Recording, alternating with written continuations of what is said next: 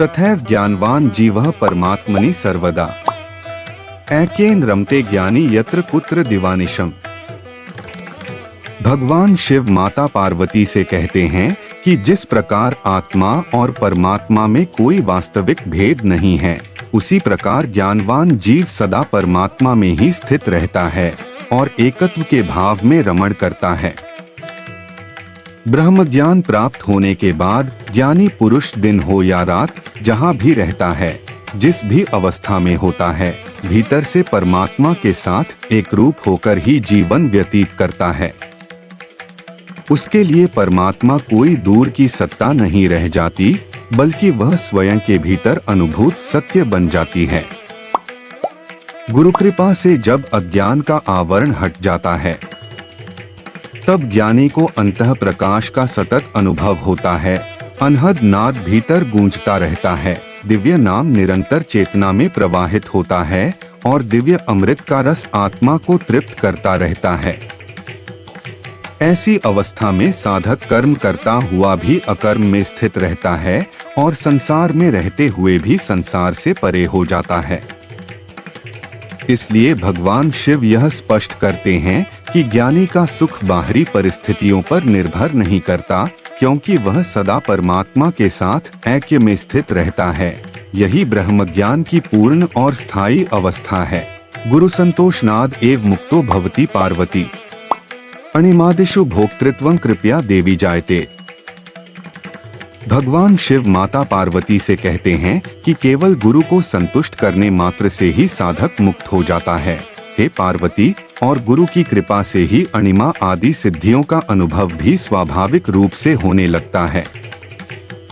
ब्रह्म ज्ञान के अनुसार मुक्ति किसी कठिन प्रयास या बाहरी साधनों से नहीं मिलती, बल्कि गुरु कृपा से अज्ञान का नाश होते ही वह स्वयं प्रकट हो जाती है। जब गुरु प्रसन्न होते हैं, तब साधक की चेतना शुद्ध हो जाती है और वह अपने वास्तविक स्वरूप को पहचान लेता है। अणिमा आदि सिद्धियों का अर्थ यहाँ चमत्कार दिखाना नहीं है, बल्कि चेतना की सूक्ष्मता और विस्तार है, जहाँ साधक अहंकार से रहित होकर ब्रह्मा में स्थित हो जाता है। गुरु की कृपा से भीतर अंतः प्रकाश प्रकट होता है, अनहद नाद का अनुभव होता है, दिव्य नाम जागृत होता है और दिव्य अमृत की अनुभूति होती है, जिससे आत्मा पूर्ण तृप्ति में स्थित हो जाती है। इसलिए भगवान शिव यह स्पष्ट करते हैं कि गुरु संतोष ही मुक्ति का मूल द्वार है और गुरु की कृपा से ही साधक को वह सब प्राप्त होता है जो वास्तव में आत्मिक उन्नति के लिए आवश्यक है। सामेन रमते ज्ञानी दिवा वा यदि वा निशि एवं विधो महामौनी त्रैलोक्य स्मृताव्रजेत।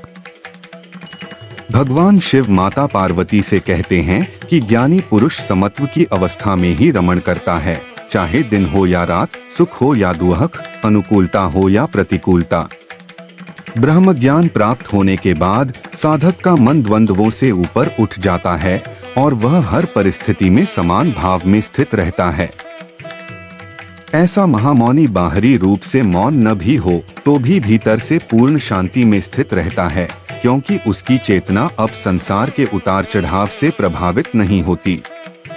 गुरु कृपा से जब अंतः प्रकाश स्थायी हो जाता है, अनहद नाद निरंतर गूंजता रहता है, दिव्य नाम चेतना में प्रवाहित होता है और दिव्य अमृत आत्मा को तृप्त करता है, तब साधक के लिए दिन और रात, लाभ और हानि, मान और अपमान समान हो जाते हैं। इसी संभाव के कारण वह त्रैलोक्य की समता को प्राप्त कर लेता है, अर्थात तीनों लोकों के आकर्षण और भय उसके लिए समाप्त हो जाते हैं। भगवान शिव यह स्पष्ट करते हैं कि यही ब्रह्म ज्ञान की पूर्ण अवस्था है, जहां साधक संसार में रहते हुए भी संसार से परे शांति और समत्व में स्थित रहता है। गुरुभावः परं तीर्थम अन्य तीर्थ निरर्थकम सर्वतीर्थमैन देवी श्री गुरोः चरणाम्बुजम। भगवान शिव माता पार्वती से कहते हैं कि गुरुभाव ही परम तीर्थ है और इसके अतिरिक्त सभी तीर्थ वास्तव में निरर्थक हैं। हे देवी, श्री गुरु के चरणकमल ही सभी तीर्थों का सार और संगम है। ब्रह्म ज्ञान के अनुसार तीर्थ का वास्तविक अर्थ किसी बाहरी स्थान की यात्रा नहीं, बल्कि चेतना की शुद्धि और रूपांतरण है। जब साधक के भीतर गुरुभाव जागृत हो जाता है, तब उसका मन अहंकार, भ्रम और अज्ञान से मुक्त होने लगता है। गुरु के चरण कमलों का स्मरण और भाव भीतर अंतः प्रकाश को प्रकट करता है, अनहद नाद की अनुभूति कराता है, दिव्य नाम को चेतना में प्रवाहित करता है और दिव्य अमृत का रस प्रदान करता है। ऐसी अवस्था में साधक जहाँ भी रहता है, वही स्थान उसके लिए तीर्थ बन जाता है, क्योंकि उसकी चेतना स्वयं पवित्र हो जाती है। इसलिए भगवान शिव यह स्पष्ट करते हैं कि बाहरी तीर्थ यात्राओं से अधिक महत्वपूर्ण गुरुभाव है, और जो साधक श्री गुरु के चरण कमलों में स्थित हो जाता है, वह सभी तीर्थों का फल सहज ही प्राप्त कर लेता है। कन्या भोगर्ता मंदाह स्वकांताया है परामुखा है, आथ परम मया देवी कथितन मम प्रिय। भगवान शिव माता पार्वती से कहते हैं कि जो लोग नीच प्रवृत्तियों में रत रहते हैं, जो वासनाओं के अधीन होकर विवेक खो देते हैं और जो अपनी वैध मर्यादा तथा आत्मिक कर्तव्य से विमुख हो जाते हैं, वे वास्तव में मंदबुद्धि कहलाते हैं। ऐसे लोग इंद्रिय सुख को ही जीवन का लक्ष्य मान लेते हैं और आत्मा की उन्नति की ओर उनका ध्यान नहीं जाता। ब्रह्म ज्ञान के मार्ग में यह चेतावनी दी गई है कि जो मनुष्य कामना और वासना में डूबा रहता है, वह गुरुभाव, संयम और आत्मचिंतन से दूर चला जाता है।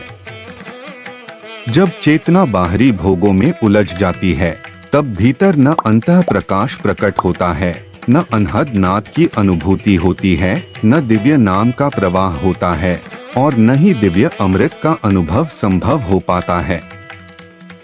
इसलिए भगवान शिव यह स्पष्ट करते हैं कि ऐसे लोगों के लिए आगे और उपदेश देना व्यर्थ है, क्योंकि जब तक मनुष्य अपनी वृत्तियों को शुद्ध नहीं करता और गुरु कृपा की ओर नहीं बढ़ता, तब तक ब्रह्म ज्ञान का मार्ग उसके लिए प्रकट नहीं होता।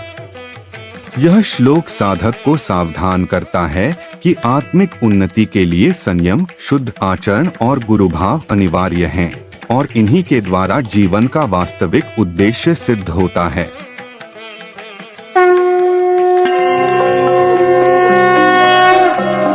प्रिय भक्तजनों, यदि आपको यह ज्ञान प्रेरणा देता है, तो इसे दूसरों तक पहुंचाना भी आपका कर्तव्य है। हमारे साथ इस आध्यात्मिक यात्रा में बने रहें और अगले वीडियो में गुरु की कृपा का और गहरा अनुभव करें।